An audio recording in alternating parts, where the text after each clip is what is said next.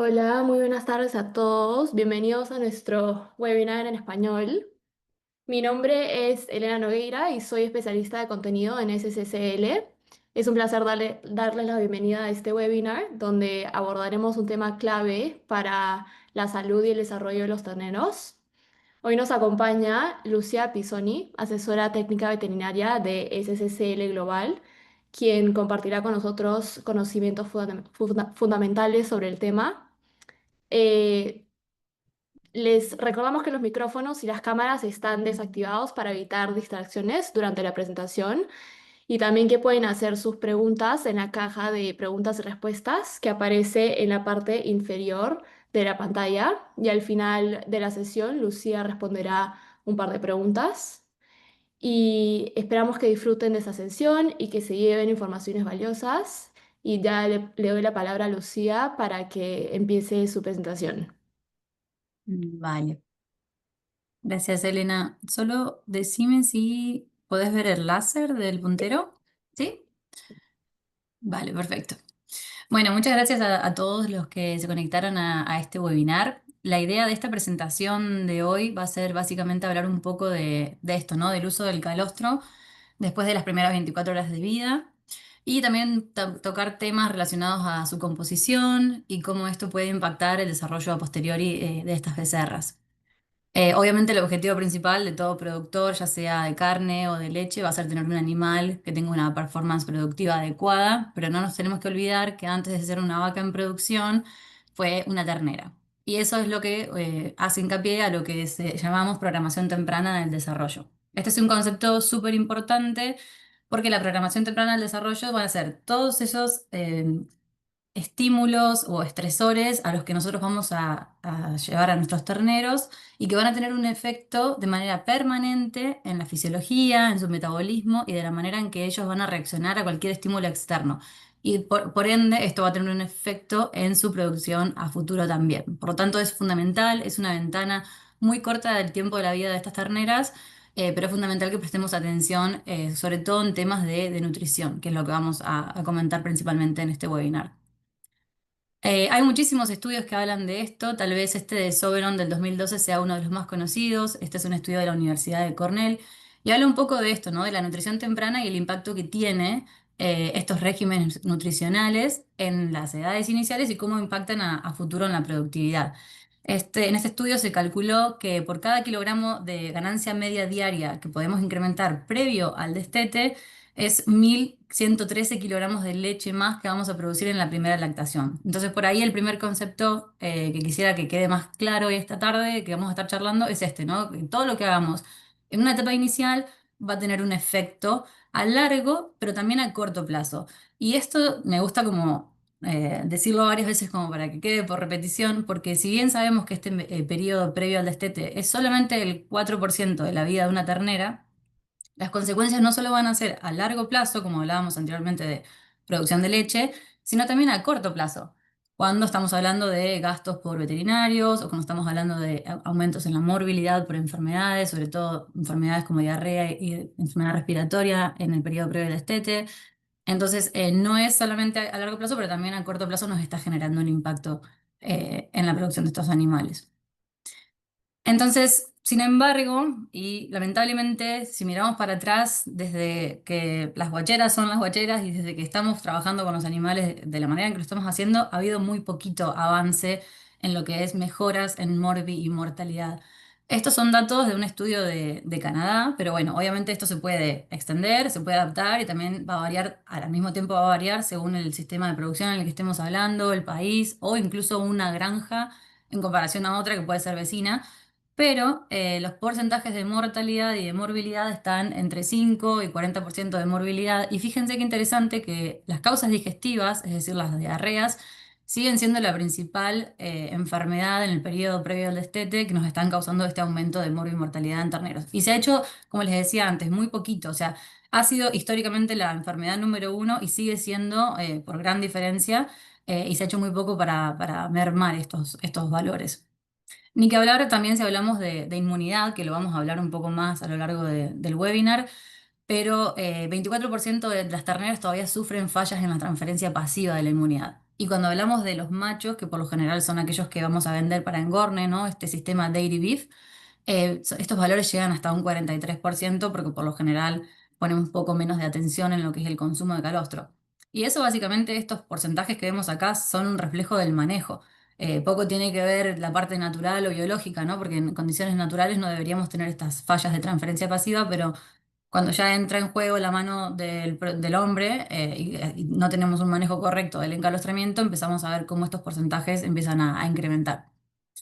Y obviamente, históricamente también hemos hecho uso de antibióticos como la primera herramienta para tratar estas enfermedades, como que les comentaba antes, sobre todo la diarrea. Fíjense, casi el 50% de las causas digestivas son las que generan este aumento del uso de antibióticos. Y esto, tal vez ahora que estamos hablando en español y estamos en Latinoamérica, pero también Norteamérica, no lo vemos como una urgencia ahora, porque la legislación todavía nos permite seguir usando antibióticos, incluso de manera preventiva, pero en países con una legislación un poco más estricta, como son en cualquier país de Europa, ya la legislación empieza a pujar para que dejemos de usar antibióticos, sobre todo desde el punto de vista preventivo.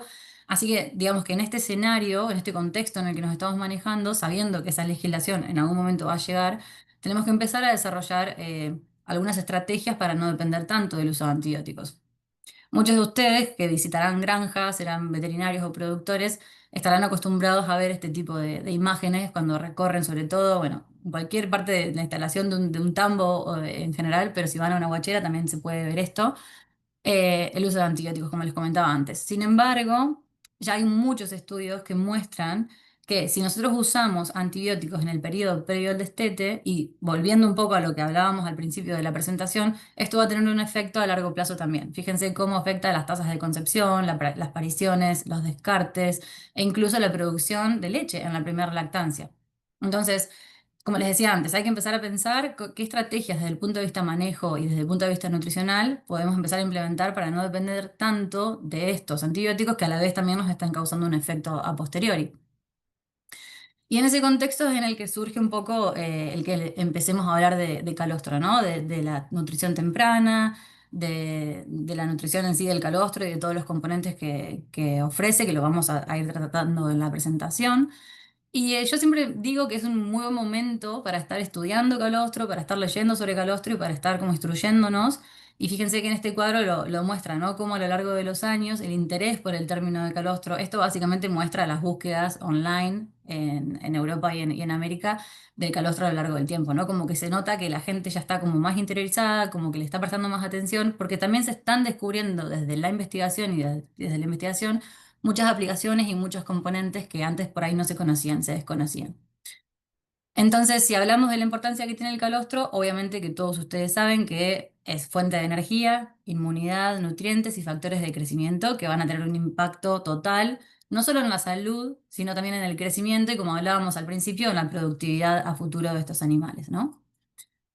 Si yo les preguntara a ustedes cuando pregunto qué ofrece el calostro, por ahí lo primero que se les ocurre decirme es inmunoglobulina, ¿no? Inmunoglobulina G para proveer inmunidad. Y eso es fundamental porque sabemos que los terneros nacen con un sistema inmune que no es competente inmunológicamente, entonces necesitamos de esta inmunoglobulina para luchar contra enfermedades sistémicas, ¿verdad? Sin embargo, y este es el otro concepto que por ahí quiero que quede como más resaltarlo en esta presentación de hoy, es que no es solamente inmunoglobulina G. Ya deberemos dejar de hablar de calostro, es solamente inmunoglobulina G, porque sabemos que tanto la energía que da la grasa y la glucosa, como las vitaminas, las proteínas y los compuestos bioactivos que son fundamentales, todos estos hacen que el calostro sea un alimento irreemplazable y único que vamos a necesitar sí o sí incorporar en el sistema de nuestros terneros al nacimiento. O sea que no es solo IgG, sino que también son todos estos componentes. Este es un cuadro que muestra de manera resumida, porque no son todos los componentes del calostro, pero bueno, muestra un poco la composición y las diferencias que hay entre la leche entera, ¿no? La leche de vaca, digamos, pero cuando ya pasó la leche de transición, y el calostro. Y fíjense que si miran un poco los porcentajes, ven que la mayoría son mucho más incrementados en el calostro. Yo quiero hacer como un recorrido breve porque es imposible cubrir todo en una presentación. Pero para empezar me gustaría hablar un poquito de lo que es la grasa calostral y las diferencias que tiene con la leche entera. Entonces, principalmente Eso, resaltar que no es lo mismo grasa de la leche que la grasa calostral. Son algunas, no es extremadamente distinto, pero sí que hay una serie de diferencias que son súper importantes y que hacen que el calostro y la grasa del calostro sea distinta. Como pueden ver en el dibujo acá, esta es una representación esquemática de lo que es el glóbulo graso del calostro. Y si ven acá, en esta estructura que tenemos acá, que es la membrana de este glóbulo graso lácteo, tenemos un montón de componentes y de proteínas, pero también de compuestos bioactivos como lisosimas, lactoferrinas, catelicidinas y inmunoglobulinas, que van a ser fundamentales y que se encuentran en esta grasa calostral y que van a ser fundamentales para todo lo que va a ser la proliferación de las células epiteliales, la expresión de proteínas de unión y el establecimiento de la microbiota intestinal. Ustedes recuerden que un ternero cuando apenas nace es monogástrico, va a depender exclusivamente del consumo de leche y de calostro, y además su intestino está desarrollado y funciona como el intestino de un rumiante. Toda la absorción de nutrientes va a suceder acá. Entonces, tener un intestino sano que está absorbiendo todos los compuestos nutricionales que vemos en la dieta es fundamental y es algo que nos va a dar esta grasa. Otra característica fundamental que tiene la grasa calostral con la leche es el porcentaje de omega 3 y omega 6, que son estos ácidos grasos poliinsaturados. Fíjense que si ven acá, este es un gráfico, un heatmap, que muestra la diferencia entre leche y calostro. Y lo que vemos acá es que hay más porcentaje y más concentración de omega 3 y omega 6 en el calostro cuando lo comparamos con la leche materna. ¿Y esto por qué es importante? Porque tanto el omega 6 como el omega 3 van a estar precursores de los eicosanoides, que son estructuras que van a ayudar a lidiar con los procesos inflamatorios en los primeros días de los terneros. A partir del omega 3 vamos a generar bueno, leucotrenos y prostaglandinas que van a tener actividad antiinflamatoria, y a partir del omega 6 también prostaglandina E y leucotrienos que van a ser proinflamatorios. Y este balance entre una respuesta inflamatoria y antiinflamatoria es fundamental para lidiar con procesos sistémicos de inflamación, ¿no? Necesitamos al principio una respuesta inflamatoria que llame células y que permita que se active toda esta cadena de antiinflamatoria, y después estos leucotrienos y prostaglandinas para resolver esa inflamación y poder curar ese sistema. Entonces acá mismo es donde van a estar actuando estos omegas que son particularmente elevados en el calostro. Además, la grasa es un componente nutricional súper importante y es necesaria porque es la fuente de energía principal. El 50% de la energía de la dieta del calostro va a estar dada por esta grasa. ¿Por qué es importante esto en relación al estrés térmico? Porque nosotros sabemos que los terneros tienen una zona de confort térmico que es un poco estrecha, ¿no? Entre 13 y 26 grados centígrados. ¿Qué pasa? Que si nos alejamos de esta zona de confort, el animal va a empezar a desarrollar mecanismos que requieren un gasto de energía para poder adaptarse al medio ambiente que lo rodea. Este gasto de energía, por supuesto, en un animal joven que casi no tiene reservas de grasa en su cuerpo, sobre todo si hablamos de unos terneros Holstein, va a venir dado por la grasa calostral. Los mecanismos que se activan obviamente van a depender si estamos hablando de un estrés por frío, en donde se van a activar temblores o metabolismo de la grasa parda, o si estamos hablando del estrés por calor, en donde el ternero va a aumentar la respiración por el jadeo, pero además va a dejar de consumir y va a estar más tiempo letárgico, echado, ¿verdad? Entonces son todos mecanismos para lidiar con esto, pero dependen de que haya un componente nutricional para poder activar ese gasto de energía. Este es un estudio que hicimos, bueno, que se hizo con calostro de SCCL, en donde se intentó comprobar un poco eso, ¿no? ¿Qué pasaba si nosotros usábamos dos tipos de calostro distintos? Uno que es el reemplazante de calostro de SCCL, que tiene 22% de grasa, y otro que es un calostro desgrasado, que lo encontramos mucho en la industria y que por lo general, al ser desgrasado, por supuesto, sus porcentajes de grasa van a ser menores, menos del 6% por lo general. Entonces lo que se hizo fue alimentar a todos los terneros con sonda alrededor de una hora después del nacimiento y a las 12 horas. Y en total recibieron todos los terneros que estaban en tratamiento 250 gramos de inmunoglobulina. Pero lo que vieron fue que estos terneros estaban bajo condiciones de estrés térmico, ¿no? Estaban en situaciones de clima frío. Entonces, cuando tomaron temperaturas rectales, lo que vieron fue que entre las 30 y 60 horas después del nacimiento, todos esos terneros que habían sido alimentados con un calostro desgrasado tuvieron menos capacidad para termorregular, tuvieron menor temperatura rectal. De vuelta, esto está dado por la ayuda que da la grasa calostral como fuente energética, y si nosotros no lo tenemos, la capacidad para termorregular y adaptarse al ambiente va a estar disminuida. Además de eso, vieron que estos terneros eran menos activos, lo cual tiene sentido si lo pensamos desde el punto de vista metabólico, en el cual mis concentraciones de grasa, sí, mi nutrición a nivel de la grasa es escasa, entonces no tengo reservas para activar ningún mecanismo, ni mucho menos para ponerme de pie, tal vez ir a tomar agua o a buscar comida. Cuando lo vemos desde el punto de vista de la performance, también tiene un efecto muy grande y más si lo pensamos desde un punto de vista de un ternero de cría, tener 0,7 kilogramos por día de disminución en la ganancia media diaria y llegar a los 90 días con 6 kilogramos menos, o sea, más livianos, obviamente va a tener un impacto, volviendo a lo que hablábamos al principio de la presentación, en la productividad de este animal cuando esté listo para faena. La mortalidad fue más alta en los animales que tenían calostro desgrasado y hubo un aumento del 50% en los casos de enfermedad respiratoria. Entonces, fíjense que no es, es fundamental la nutrición desde el calostro y desde y la nutrición que acompaña, ¿no? Desde el pienso, etcétera, para poder mantener todos estos mecanismos activos. Moviéndonos un poquito más a lo que son oligosacáridos, ¿no? Dentro de los carbohidratos. Bueno, estos son un componente fundamental de la composición nutricional del calostro. Fíjense, entre 1 y 2%, perdón, gramos por litro de oligosacáridos en calostro en comparación con 0,1% en la leche materna, pero también el número de oligosacáridos es 5 veces más grande en el calostro que en la leche entera de vaca. En este video acá voy a intentar explicarles en tiempo real tres de los mecanismos más importantes de los oligosacáridos. Básicamente lo que hacen cuando están en el intestino es estimular el desarrollo de bacterias beneficiosas como pueden ser bifidobacterio o lactobacillus. Entonces, cuando nosotros tenemos un aumento de estas bacterias, van a usar sitios de unión que usarían los patógenos y cuando tengamos estos sitios ocupados, ese patógeno no va a poder colonizar. Exactamente lo mismo hacen sobre la superficie del tracto gastrointestinal. Se van a unir a estos sitios de unión y no van a permitir que las bacterias lo puedan acceder y desarrollarse y colonizar. Y el último mecanismo de acción es el propio oligosacárido actúa como un mecanismo, como un sitio de unión para el agente patógeno y lo va a eliminar del cuerpo en las heces. Entonces son tres mecanismos que son fundamentales y que los proveen los oligosacáridos en el intestino. Entonces, bueno, haciendo un resumen, obviamente van a establecer el crecimiento de bacterias beneficiosas, van a ayudar obviamente en el desarrollo del sistema inmunológico y van a prevenir infecciones bacterianas y virales. Piénsenlo como una especie de prebiótico que es como funciona como alimento para estas bacterias beneficiosas en el intestino. Los oligosacáridos, y este es un concepto que quiero incorporar de a poco, se van a producir en concentraciones más altas en los primeros tres ordeños, en comparación al ordeño octavo en adelante. Pero esto tiene mucho que ver con el concepto de leche de transición y entender que el calostro y la composición va a ser súper compleja y concentrada al principio. Sin embargo, vamos a seguir teniendo una composición intermedia entre lo que es el calostro y la leche materna. Entonces es importante empezar a plantearnos poder hacer un uso más extensivo de este calostro para poder aprovechar todos estos oligosacáridos y compuestos bioactivos en la alimentación. Entonces hablamos de inmunoglobulina, de inmunidad, hablamos de grasa y nos faltaría hablar de los compuestos bioactivos. Cuando hablamos de los compuestos bioactivos del calostro estamos hablando de un montón de componentes. Esto es solamente una representación gráfica, pero son varios y en este gráfico los pueden encontrar al final, aquí donde tenemos antimicrobianos y hormonas.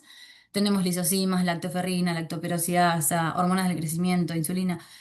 Son varios y voy a, por cuestiones de tiempo, voy a hacer hincapié en algunos de ellos. Este es un gráfico que muestra la actividad de la lactoferrina. La lactoferrina es un, bueno, un componente bioactivo y tiene actividad antimicrobiana, antiinflamatoria e inmunomodulatoria. Por ahí lo que más me interesa que vean, porque siento que es lo más explicativo, es este gráfico de acá arriba, en el que muestran cómo la lactoferrina realiza su actividad antimicrobiana al secuestrar el hierro que está disponible en el intestino. Ese hierro normalmente lo usarían las bacterias para desarrollarse. Sin embargo, cuando tenemos lactoferrina va a haber una competencia por los sitios de unión a ese hierro, entonces mientras más lactoferrina tengamos, va a haber más competencia y menos proliferación bacteriana perjudicial que pueda generar una inflamación. Pero a su vez, como también tiene el soporte de la función gastrointestinal y también ayuda a el desarrollo de bacterias beneficiosas en el intestino, como hablábamos antes de los oligosacáridos. Entonces, de vuelta, ¿no? Todo este concepto de no es solo IgG, es también toda la parte nutricional y todos los componentes bioactivos que tiene el calostro, que son en conjunto lo que hacen que sea un superalimento y que sea irreemplazable y fundamental de ofrecerlo a los terneros.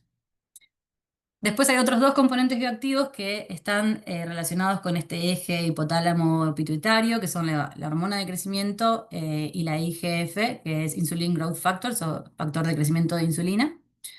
Y detrás de esta teoría de la señalización lactócrina, ¿no? Lacto viene de leche y crina, ¿no? De endocrino, de secreciones endócrinas. Entonces, básicamente lo que explica esta teoría lactócrina es que hay una comunicación entre la madre y el ternero, en este caso, a través de la leche o del calostro, para poder comunicar todos estos compuestos bioactivos. Que a su vez, estos compuestos bioactivos van a tener sitios de unión específicos en lo que son las vellosidades del intestino delgado. Entonces, vamos a tener receptores para esto, hormona de crecimiento, IGF-1, colesterol, insulina, que, como les decía antes, van a estar ayudando todo lo que es proliferación, diferenciación y crecimiento celular.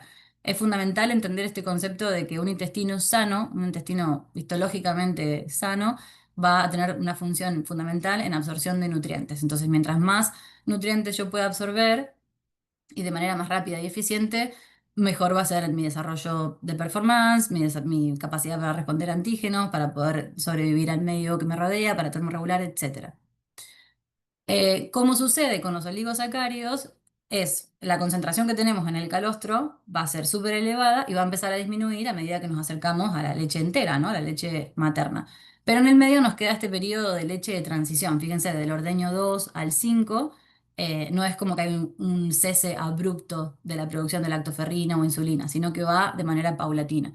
Entonces, ahí es cuando hago hincapié en este concepto de, ok, la leche de transición también es fundamental y tratando de desarrollar estrategias para ver cómo podemos aprovechar de mejor manera el calostro, es acá donde decimos, ok, tal vez sería interesante, entendiendo la función y la composición de la leche de transición, empezar a utilizarla también como mecanismo nutricional, como estrategia nutricional. ¿Qué es la leche de transición? Bueno, van a ser esos ordeños que les decía, del segundo al sexto, del segundo al séptimo, según quien lean, pero básicamente son los primeros 6 a 7 ordeños después del calostro. Obvio que tienen mayor porcentaje de sólidos porque van a tener más grasa, más proteína, más compuestos bioactivos que la leche materna. Y como les decía antes, al tener todos estos compuestos bioactivos como factores de crecimiento, va a estimular el desarrollo y crecimiento del tracto gastrointestinal, que fue lo que les comenté antes con la teoría de lactócrina.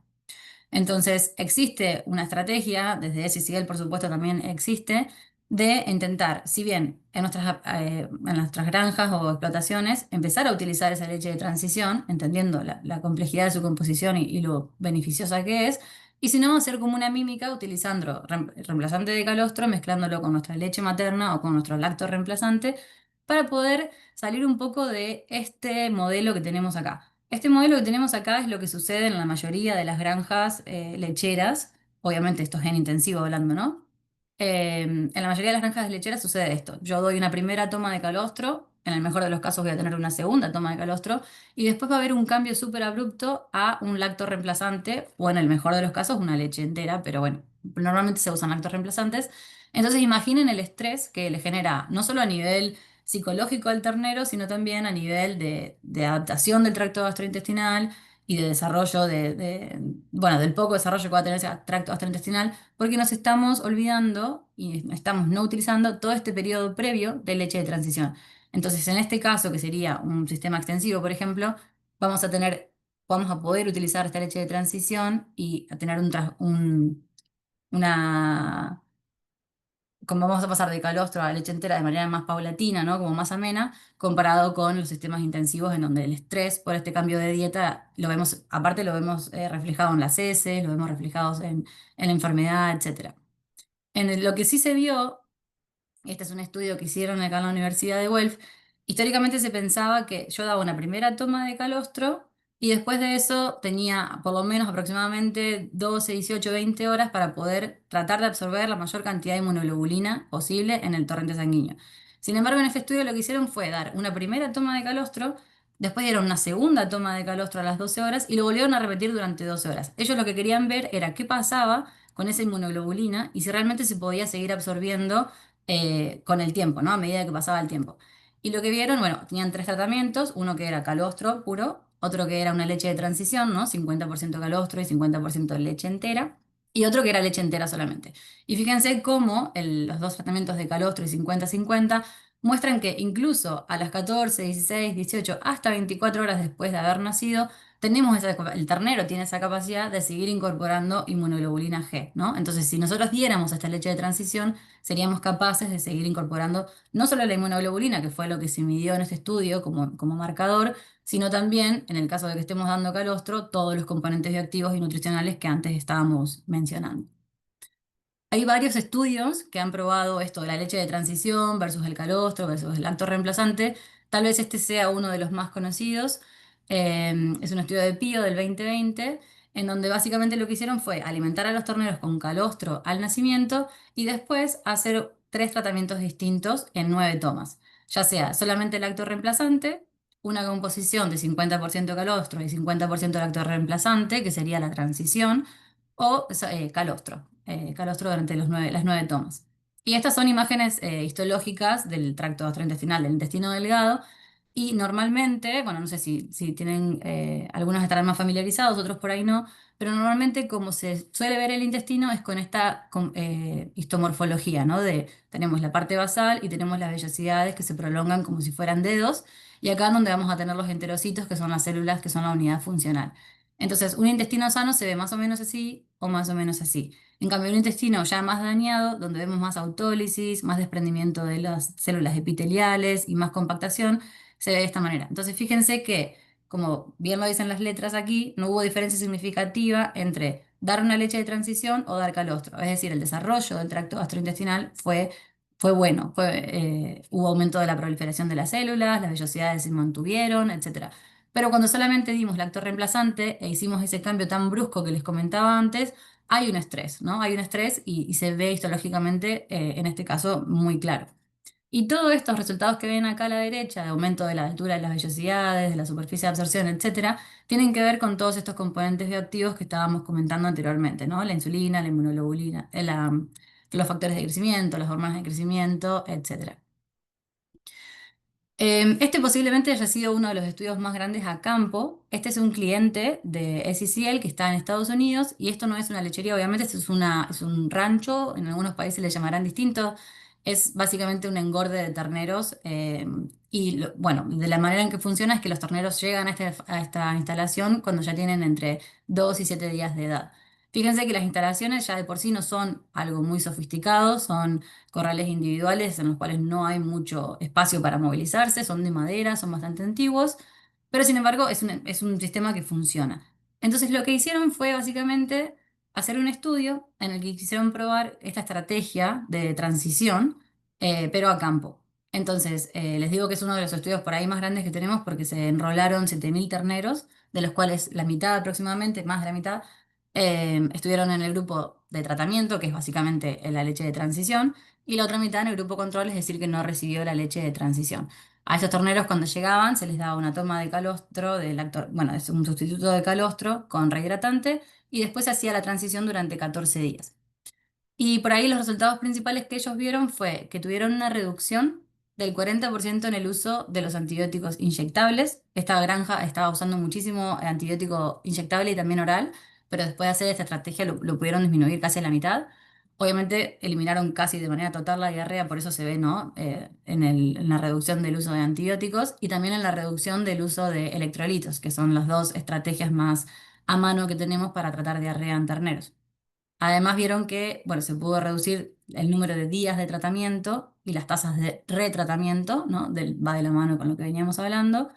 Y bueno, obviamente reducir de manera significativa la mortalidad. Entonces, nada, eso quería solamente mostrarles un estudio a campo con un sample size, ¿no? Una cantidad de terneros significativa en donde se usó la estrategia y los resultados principales. Pero además, como veníamos hablando antes, todos estos componentes bioactivos y todos estos factores nutricionales que tiene el calostro, también los podemos usar de manera más estratégica, ¿no? Y una de las maneras más estratégicas de usarlo es cuando tenemos una situación de enfermedad. Entonces, en este estudio que les voy a mostrar ahora es un ejemplo de eso. Es un estudio que hicieron en la Universidad de Guelph también, en el que se enrolaron solamente animales que tenían diarrea. Entonces, cuando el animal tenía un score de materia fecal de 2 y 3, se enrolaba en el estudio, se le daba una botella de rehidratante y un antiinflamatorio y se lo dividía en tres tratamientos distintos. Pero recuerden que solamente eran terneros que estaban enfermos.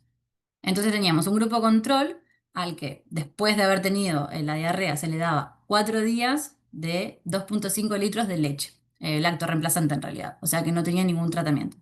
Esto significa short term, o sea, periodo corto.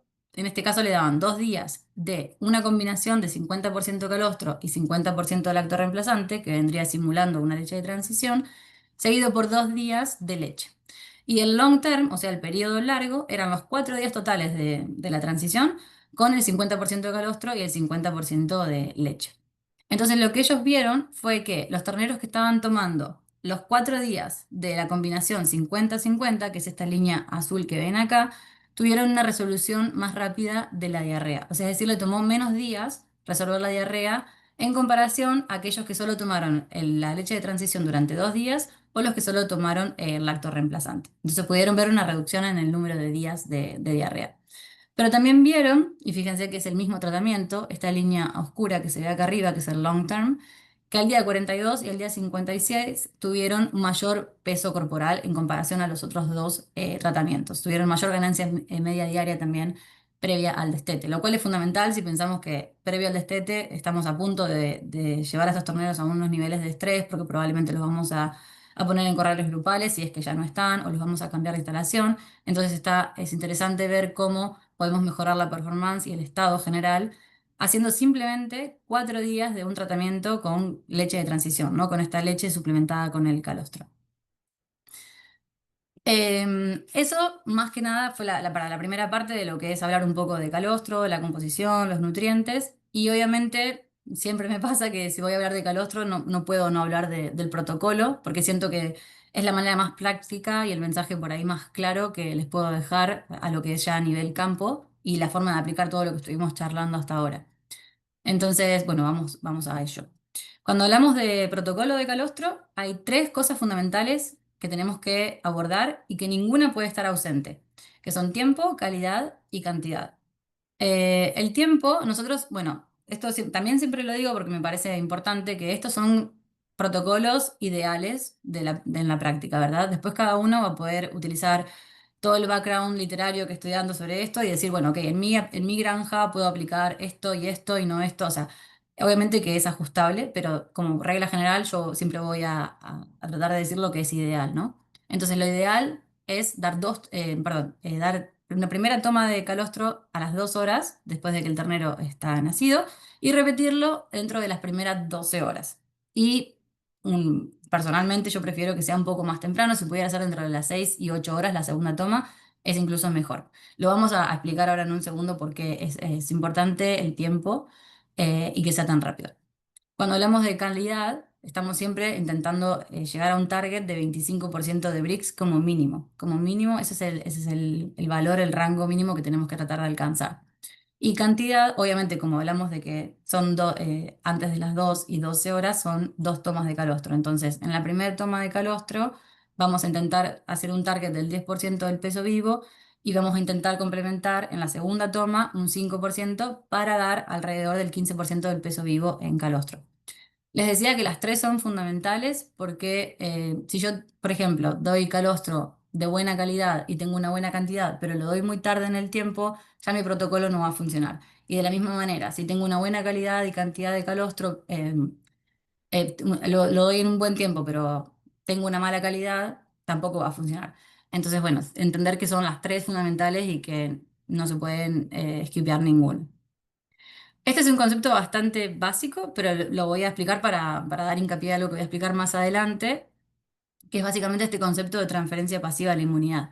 ¿Qué pasa? Que cuando nosotros damos inmunoglobulina en el calostro, el ternero obviamente la va a consumir y va a viajar a través del intestino delgado. Acá va a pasar algo que es muy particular de los rumiantes, particularmente, que es este sistema de pared abierta y pared cerrada. Esto básicamente sucede porque cuando el rumiante es un recién nacido, sus enterocitos, que son estas células que ven diagramadas acá, se llaman enterocitos fetales y el espacio que existe entre dos enterocitos está aumentado. Esto es fisiológico, es natural y tiene que suceder porque esta inmunoglobulina tiene un peso molecular enorme y si el intestino estuviese cerrado, como se ve en esta imagen, no podría pasar. La inmunoglobulina lo que va a hacer es usar estos espacios para pasar desde la luz del intestino hasta el torrente sanguíneo. Sin embargo, esto no va a suceder todo el tiempo, va a suceder al principio, porque las primeras horas, porque de la misma manera que pasan inmunoglobulinas, también podrían pasar agentes patógenos o alergenos. Entonces, esto va a suceder en las primeras horas de vida y después la pared se va a cerrar. ¿Qué pasa? Cuando la inmunoglobulina se absorbe, va a pasar a la circulación y después recién ahí va a llegar a otros órganos y va a proveer inmunidad para luchar contra enfermedades digestivas y respiratorias, ¿no? Ahora, cuando yo hablaba del tiempo y del número de tomas de calostro y por qué era importante, es en relación a este gráfico que ven acá, que habla de esto básicamente, de la absorción, el porcentaje de absorción de inmunoglobulinas a lo largo del tiempo después del nacimiento. Fíjense cómo a las 2 horas después del nacimiento, nuestra capacidad de absorción de inmunoglobulina es casi máxima. Es lo máximo a lo que vamos a llegar, este 50%.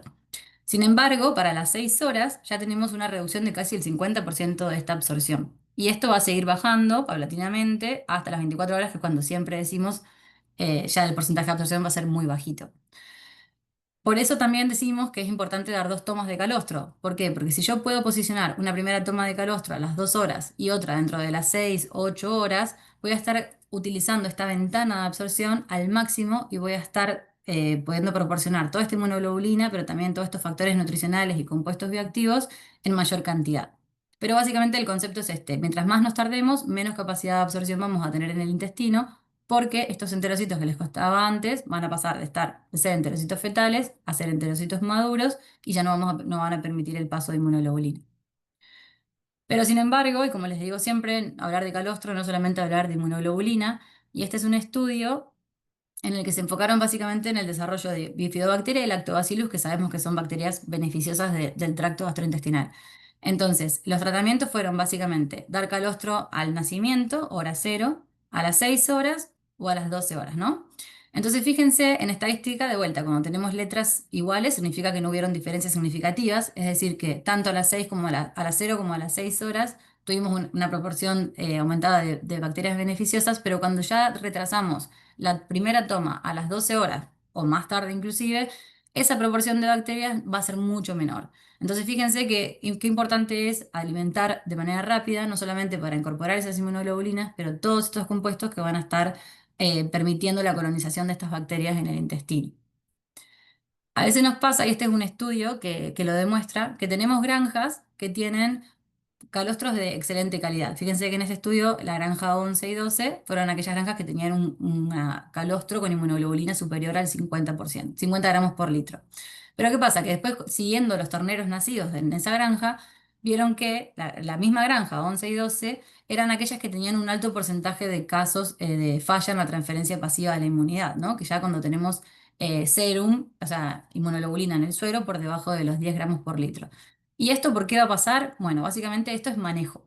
Nosotros sabemos que si los materiales que estamos utilizando o el tiempo en el que vamos a procesar el calostro o el tiempo incluso en el que vamos a ordeñar a la vaca, si todo esto se retrasa o no se maneja de manera pertinente, vamos a aumentar la contaminación bacteriana y esta bacteria es la que va a competir en el intestino por esos sitios de unión que les contaba antes y esta absorción en los enterocitos con la inmunoglobulina. Entonces yo no voy a estar metiendo inmunoglobulina, sino que voy a estar dando acceso a este montón de bacterias y voy a tener no solo una falla en la transferencia pasiva, pero sino una posible infección debido a la contaminación de agentes patógenos del ambiente. Entonces, cuando hablamos de calidad, como les decía antes, es fundamental por lo menos tener el target del 25% de BRICS como mínimo, pero por lo general si podemos estar entre un 25 y un 30 es mejor. Y después, en relación a la calidad, obviamente que hay factores que van a incrementar la variabilidad. Y en este gráfico de acá es básicamente para demostrar que dentro de un mismo rodeo incluso podemos tener bastantes diferencias en lo que es la concentración de inmunoglobulina y los porcentajes de BRICS según nuestras vacas, según la edad, la nutrición, la producción de leche que tengan, etcétera. Pero hay un factor que es humano y que por ahí podríamos estar empezando a prestar atención en tratar de manejarlo mejor, que es el intervalo entre el parto y la recolección del calostro. En este estudio de Moore, lo que vieron ellos fue que a medida que aumentan las horas de ordeño, es decir, de 1 a 2 a 6, 10 o 14, va aumentando el porcentaje de reducción de inmunoglobulina G.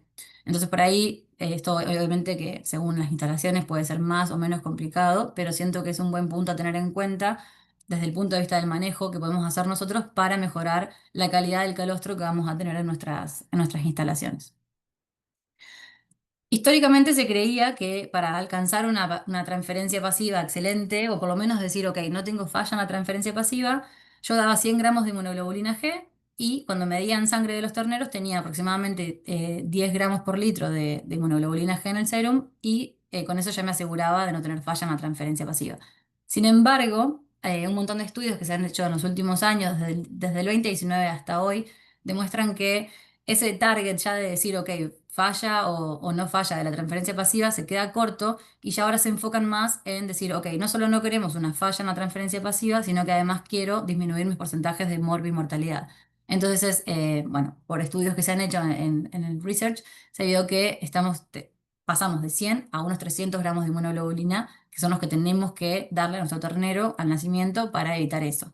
Fíjense que esta escala es la escala de Lombard del 2020 y son recomendaciones que son más actualizadas y se dividen en diferentes categorías. Fíjense que esa masa de inmunoglobulinas del 100 que pensábamos históricamente que era suficiente, hoy cae dentro de la categoría de pobre. Y la categoría sigue hasta fair, good y excellent, ¿no? Para tener la mayor cantidad de inmunoglobulina en sangre. Nuestro target debería ser como mínimo tener 40% al menos o más, obviamente, de los terneros que caigan dentro de la categoría de excelente. Porque lo que ellos vieron, y si ven acá en este gráfico, es lo que les decía antes. No es solo decir, ok, tengo falla o no tengo falla en la transferencia, sino es decir, ok, por ejemplo, a nivel de morbilidad de enfermedades, los animales que tengan que tengan esta categoría de excelente, estos 300 gramos de inmunoglobulina, después van a tener menos probabilidad de desarrollar enfermedades. Y eso fue lo que vieron en el estudio y por lo cual se empezaron como a actualizar estos parámetros y estas reglas para hablar de transferencia pasiva.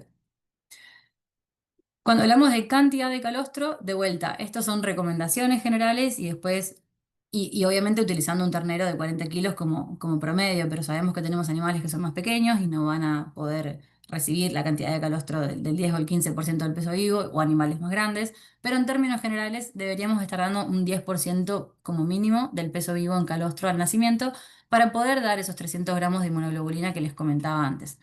Como les decía, nosotros siempre vamos a recomendar dar 2 tomas de calostro, no solo por lo que les mostré anteriormente de la curva de absorción y para poder utilizar esa ventana al máximo, sino por algo que les voy a mostrar, que es un estudio que les voy a mostrar enseguida después de esto.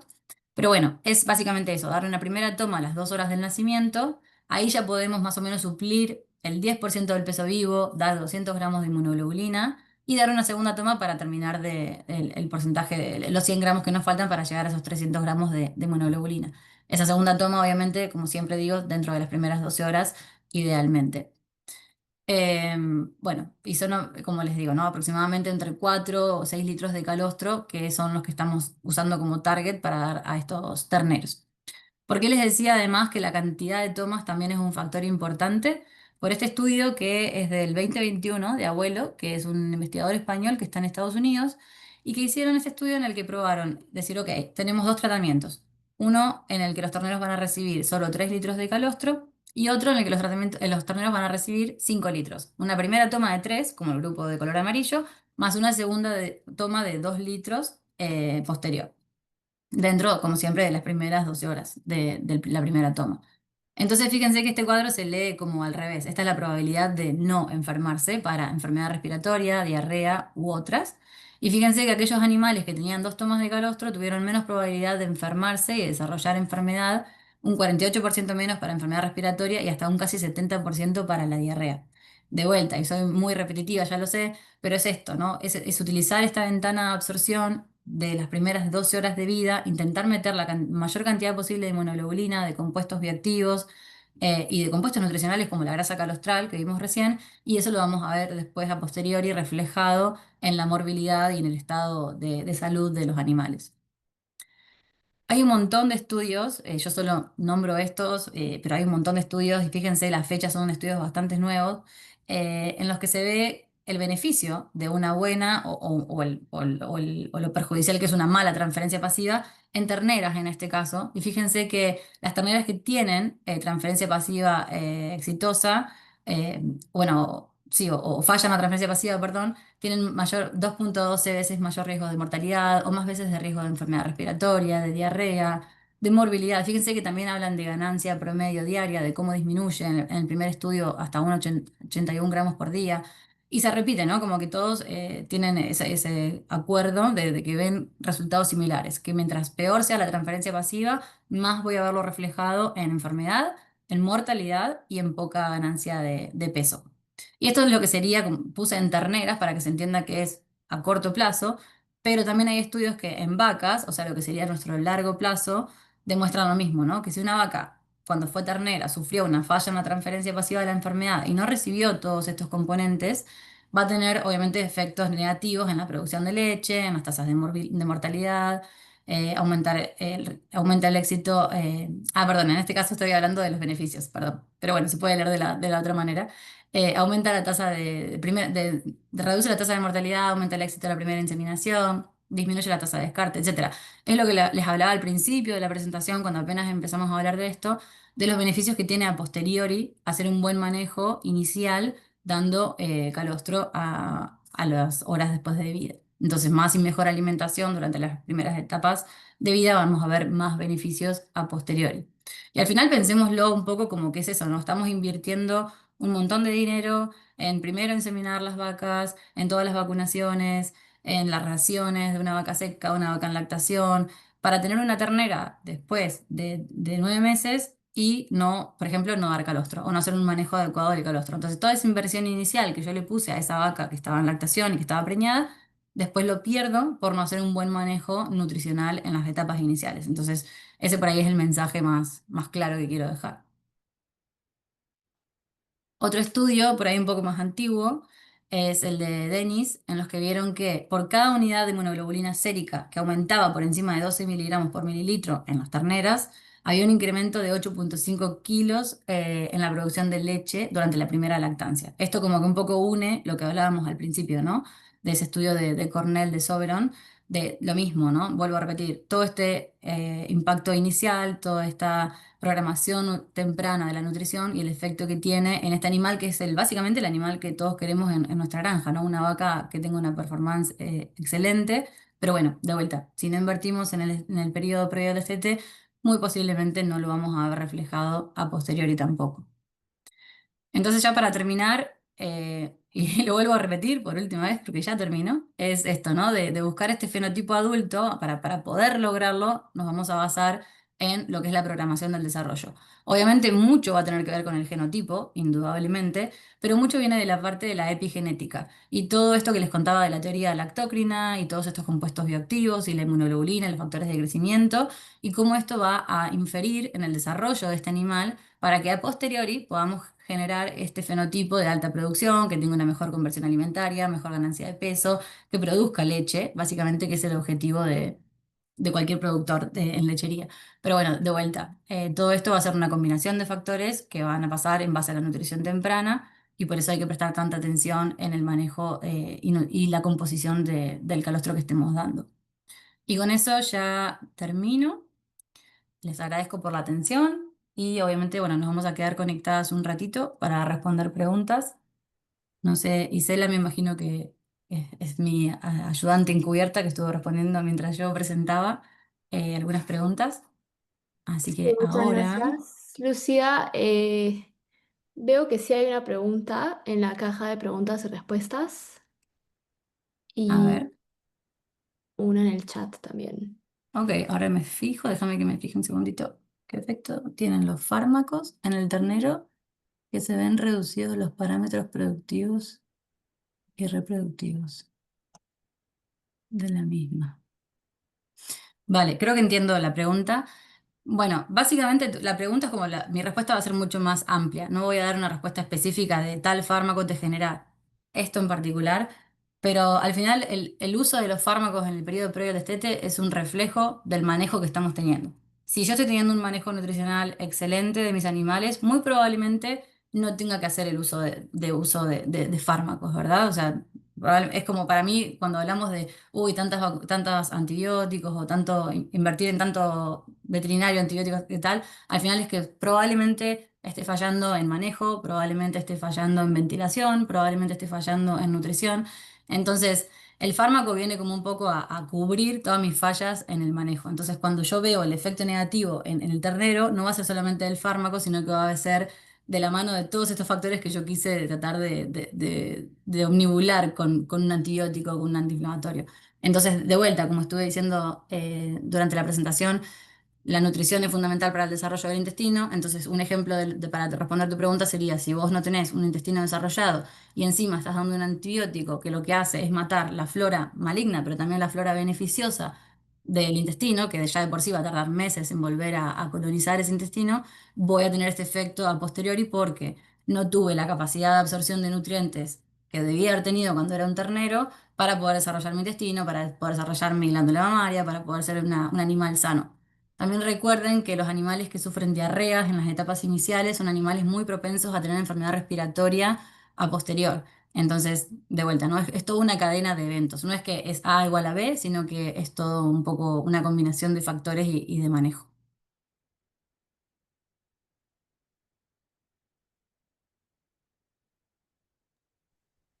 Gracias, Lucía. Y creo que hay un par más que han aparecido. Sí, ahí las estoy viendo. ¿Qué opinas sobre la pasteurización? Pros y contras. Bueno, nosotros siempre vamos a recomendar que haya una pasteurización, sobre todo por eso que les comento del manejo. Es muy fácil cuando estamos manejando calostro que haya mucho error humano, porque es un material súper sensible y porque hay muchos factores en donde la podemos liar, básicamente. Entonces, si yo recolecto el calostro en condiciones de poca higiene, sin desinfectar las tetinas y después lo guardo en recipientes que por ahí no están tan desinfectados, lo dejo fuera durante 3 horas después de haberlo recolectado, etcétera. Bueno, el conteo de bacterias y la capacidad para generar que haya más contaminación bacteriana va a ser mayor. Entonces, una manera de tratar de suplir eso, de tratar de evitarlo, es con la pasteurización.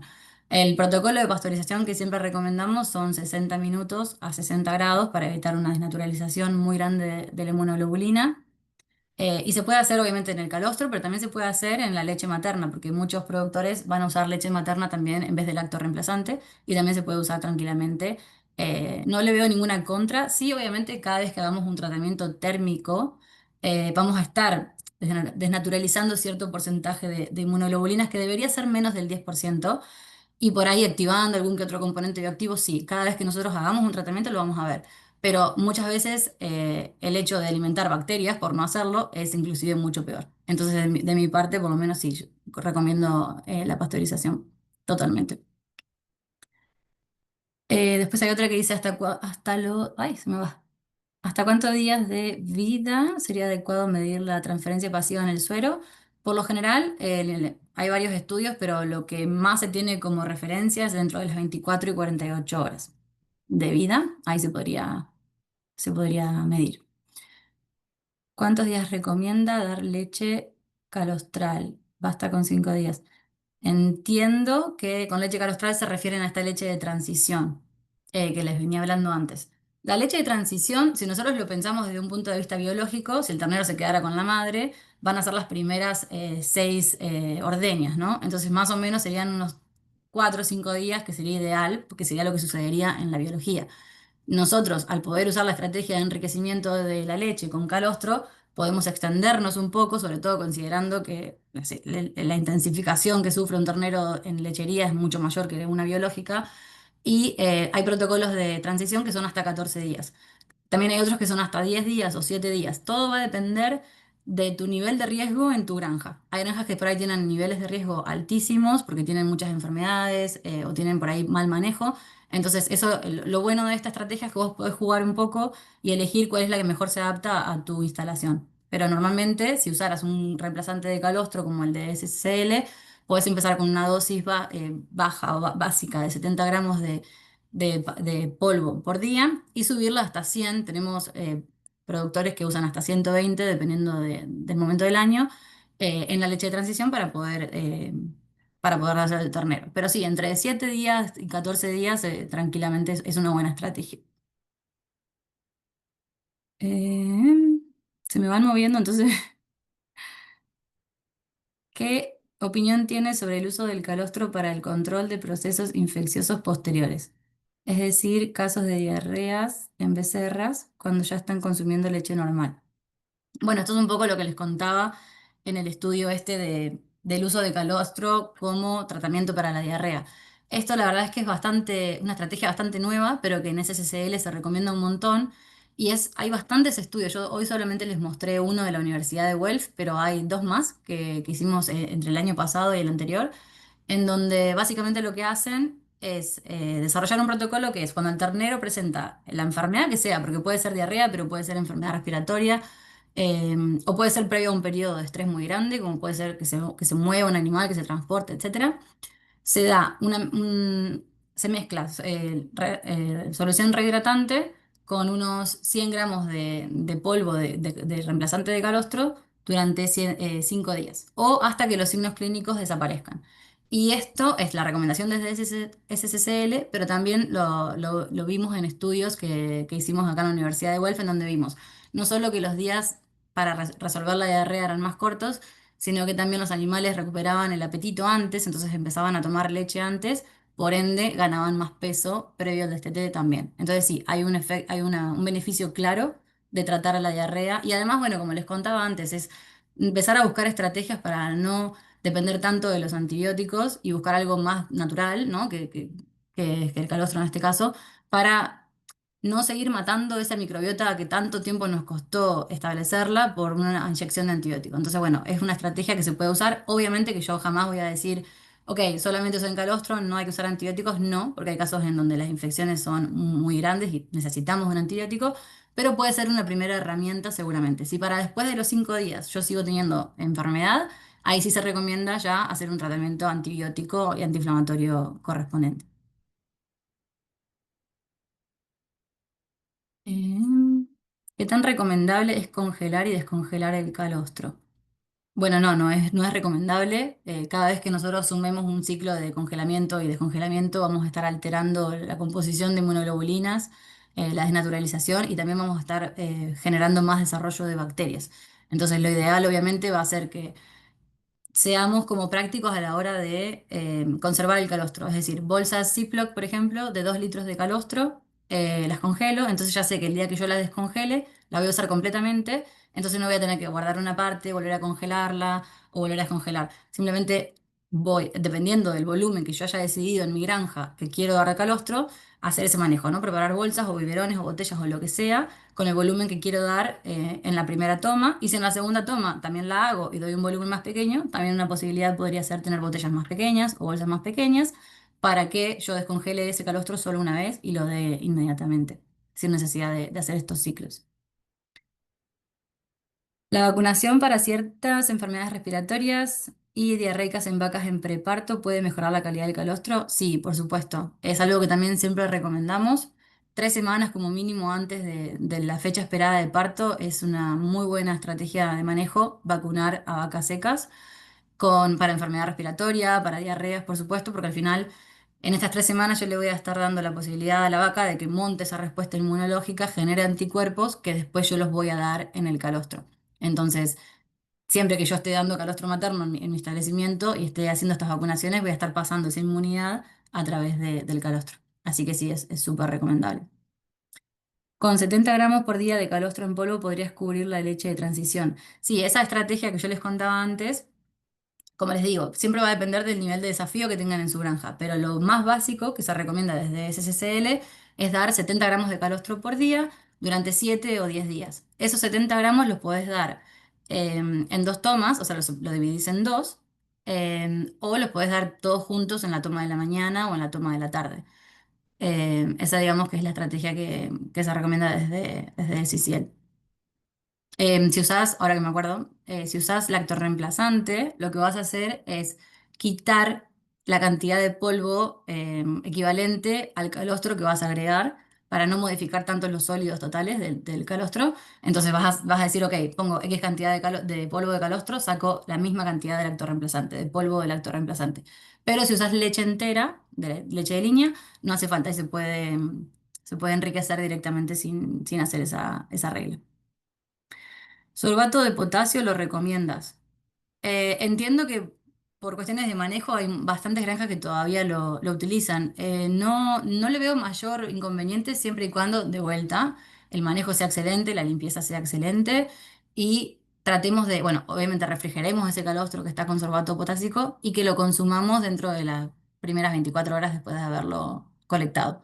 siempre va a ser lo más rápido posible porque obviamente que empiezan a crecer bacterias y empieza a perder la calidad el calostro. Y acuérdense, mientras más bacterias tenga dentro del calostro, cuando lo consuma, esas bacterias van a competir con mi inmunoglobulina por absorción en el intestino. Entonces, eso es algo que hay que tener en cuenta. No es que no lo recomiendo, pero sí tiene que ser con el cuidado y el manejo adecuado.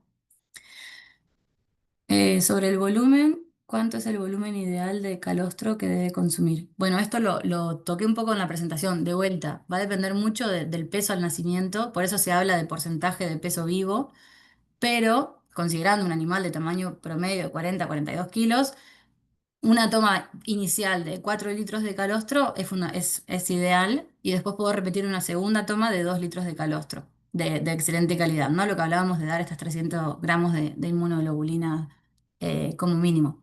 Pero bueno, cada uno lo va a poder adaptar en su instalación, aparte dependiendo del peso que tenga el ternero también. Pero digamos que básicamente ese es el volumen que se recomienda.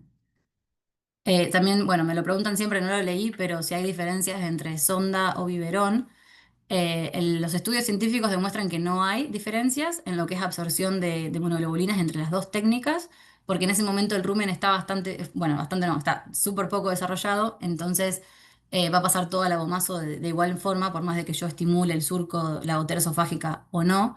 Sí es cierto que un 15% puede quedar en el rumen, entonces si damos por ahí, lo que sí se ve una diferencia con la sonda versus el biberón es en el volumen. Si yo doy mucho volumen por sonda, puedo generar abomacitis o puedo tener otro tipo de problema. Pero si doy el volumen acorde, los 4 litros de un animal grande o 2 litros, no debería tener problema y la absorción es exactamente igual, tanto para sonda como para biberón. ¿Cuánto tiempo puedo guardar el calostro sin que pierda propiedades? Justamente ayer estaba leyendo un paper que se publicó hace unas semanas, un Short Communication, que habla de esto, porque históricamente nosotros decíamos, la recomendación es, si está congelado, puede estar hasta un año congelado a -20 grados, ¿no? Siempre que hablo de congelado es a esa temperatura.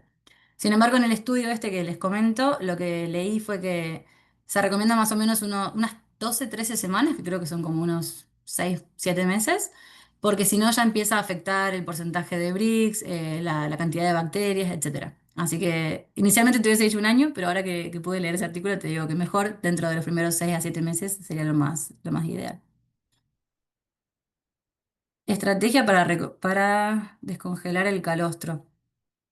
Lo importante es que no nos pasemos de temperatura por estar apurados.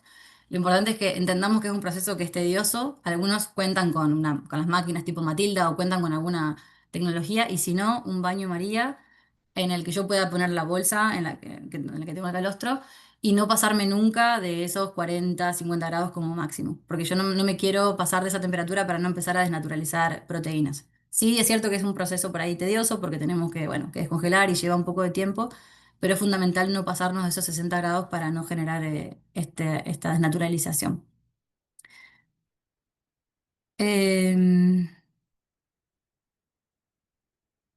que es beneficioso aplicar por vía intramuscular vitaminas y caseína antes de las 24 horas de vida.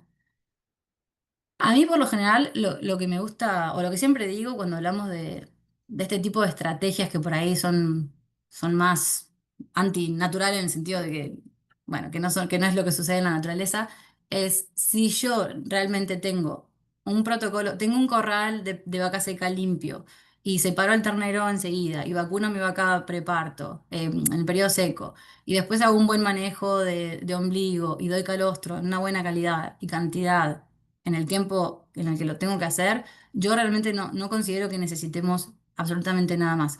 Obviamente, si hacemos una leche de transición posterior a eso, mejor todavía. Pero cuando se habla de prebióticos, que ya de por sí son componentes caros, o inyecciones intramusculares de vitaminas, a menos que tengas un déficit muy grande de selenio o de alguna vitamina en tu granja, sí, obvio, lo podés considerar. Pero si hacemos un manejo nutricional básico perfecto, no deberíamos necesitar ninguna otra intervención por ahí más fuera de lo normal, por así llamarle. Ah, justo me hacían una pregunta sobre prebióticos y probióticos para ayudar a eliminar la diarrea. De vuelta, sí, obvio. En casos de diarrea, los prebióticos en terneros muestran muchos mejores resultados que en casos de no desafío, ¿no? La mayoría de los estudios que vemos de prebióticos Cuando los animales están sanos, por lo general no vemos mucha diferencia, pero cuando hay un caso infeccioso sí que suelen mostrar. Obviamente todo ayuda, y obviamente son estrategias dentro de todo mejores que usar antibióticos, pero de vuelta, por ahí empezar a pensar en algo más cerca a lo que tenemos en la granja, que es el calostro, que es la leche de transición, que es la grasa calostral, que son todos estos componentes bioactivos. No, no es que no lo recomiendo, pero sí pondría más esfuerzos e invertiría por ahí más dinero en manejar eso y en dar una leche de transición, enriqueciendo la leche, que por ahí invirtiendo en prebióticos o inyecciones. Pero no, no es que no lo recomiendo. ¿Qué consecuencias hay si se disuelve el calostro con leche? No, no, no hay consecuencias. O sea, es lo que les contaba antes cuando les hablaba del enriquecimiento, porque, bueno, no sé si, yo sé que hemos hecho varios webinars, no sé quiénes se conectan, quién no, pero algunos estarán más o menos familiarizados con las estrategias de SSCL. Hoy yo hablé de transición, que es básicamente añadir el polvo a la leche o al lactorreemplazante, pero también tenemos otra estrategia que es añadir, que es enriquecimiento, que también es añadir el polvo al calostro. En estos casos no, ¿puede haber alguna variación en los sólidos totales? Sí, pero cuando añadís ese porcentaje tan pequeño de 70 gramos que te comentaba antes de calostro, en la leche de materna no deberías tener ninguna complicación. No va a generar un cambio osmótico tan grave como para que tengas ninguna alteración.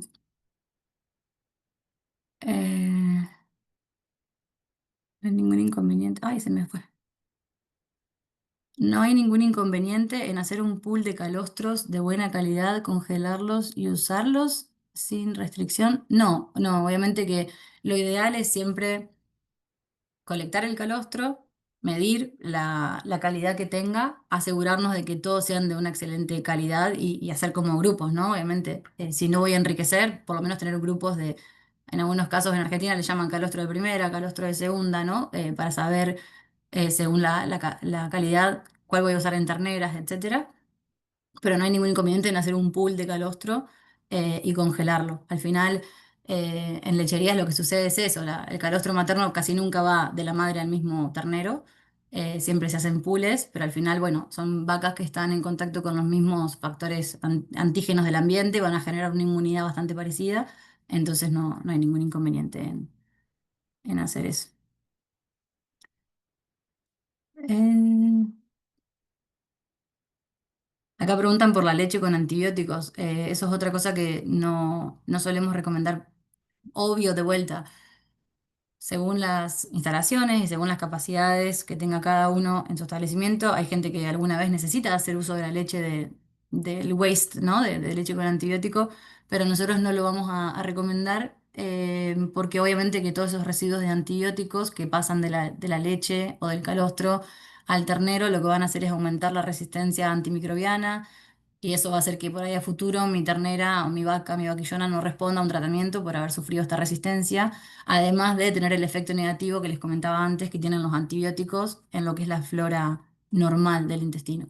Entonces, por lo general, no. Yo no lo recomiendo, prefiero por ahí comprar un lactorreemplazante o usar leche de línea.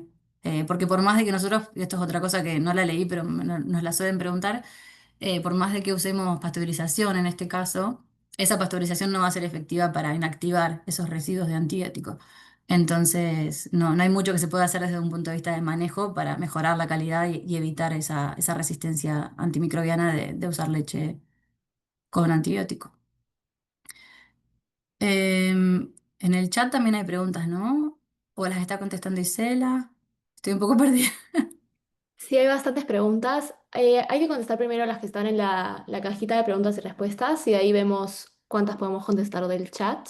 Ok, acá hay No otra. nos queremos pasar mucho de tiempo, entonces tal vez Vale, vos unos decime 5 cuándo. minutos más de respuestas y de ahí...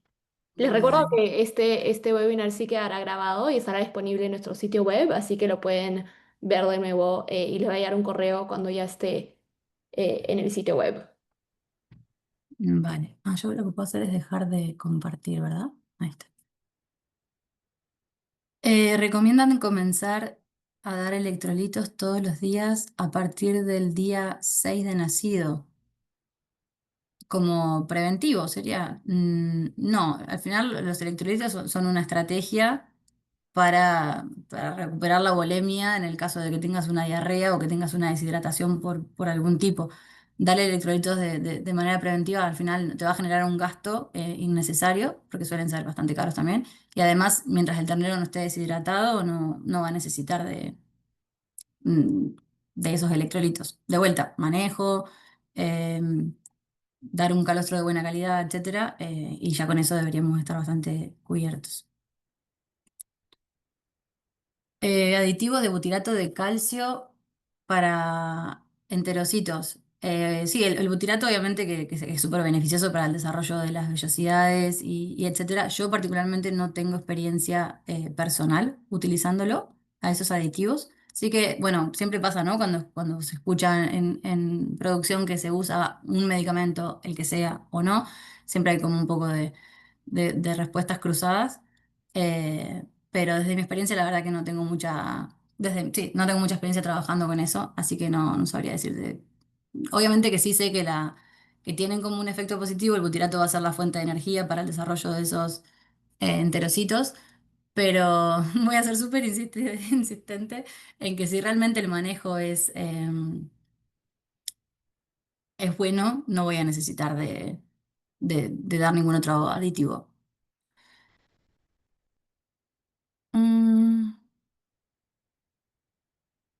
¿Qué opinión tenés sobre la irradiación de calostros en polvo como método esterilizante? Em, Opinión poca, porque tengo poca experiencia también. Lo que de la práctica o de la teoría, lo que más conozco es básicamente, bueno, la pasteurización ya de por sí y después el secado. Pero sí, o sea, es obviamente un método que funciona no solamente en producción de calostros, sino en food, ¿no? Como en la alimentación, por así decirlo. Eh, pero personalmente la verdad es que no sabría, no tengo como una opinión formada al respecto porque no conozco muchos productos que yo conozca de calostro que estén en el mercado que lo hagan. Pero sí. ¿Qué tanto afecta la calidad del calostro el uso de sales aniónicas en vaca preparto? Em, no, no hay muchos estudios obviamente que el estado metabólico de una vaca previa, la pregunta era, ay, se fue, antes del parto, ¿no? En vaca preparto, sí. Todo el estatus nutricional de la vaca previa al parto va a hacer o a manipular cómo va a ser la producción de todo, no solamente del calostro, sino cómo va a ser el estado general y de salud del animal. Pero la verdad es que no, la vez pasada también nos habían hecho una pregunta con respecto a la urea y los cuerpos cetónicos. La verdad es que no hay muchos estudios que hayan evaluado el efecto que tiene cuando ya pasa al calostro y cuando pasa al ternero. Pero bueno, habla más del estado metabólico de la vaca que por ahí de la calidad del calostro en sí. La calostrogénesis es un proceso súper preservado que empieza 4 semanas antes del parto.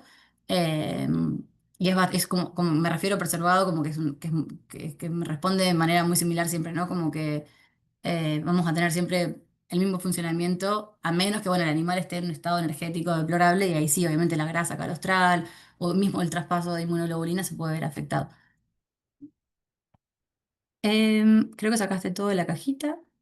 Sí, ya no hay ninguno en la cajita. Hay algunas en el chat. Yo veo que Isela se está Ah, ok. respondiendo. Sí, yo creo que van subiendo. Que tenga esa es Gisela, ok. Vale, le preguntan por los días de la leche de transición, que ya lo dijimos, que dependiendo del reto, que era lo que les contaba antes. Sí, creo que la mayoría Eh, de preguntas ya las respondiste. Si el tienen alguna desteto. otra duda, nos pueden mandar un correo al correo de mercadeo de SSL. Lo voy a mandar en el chat. Ah, dale. Sí, les recuerdo que el webinar sí va a estar en nuestro sitio web en 1 o 2 semanas. Les enviaremos un correo cuando ya esté el video ahí en la página, así lo pueden ver de nuevo. Y si tienen alguna pregunta, se la pueden mandar al correo de marketing de SSL que voy a mandar en el Ujú, chat y les respondemos ahí. Muchísimas ujú. gracias por la presentación, Lucía, y gracias a todos los que se unieron hoy a nuestro webinar y los Sí, vemos en la próxima. perfecto. Bueno, muchas gracias y un saludo grande a todos. Gracias por conectarse. Gracias. Adiós.